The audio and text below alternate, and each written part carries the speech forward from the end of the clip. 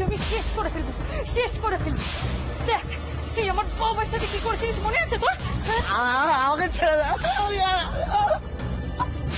আমি আর করবো না, আমি তো পাচ্ছি, আমাকে ছেড়ে দে, আমি আর করবো না, আমি আর করবো না, আমাকে ছেড়ে দে।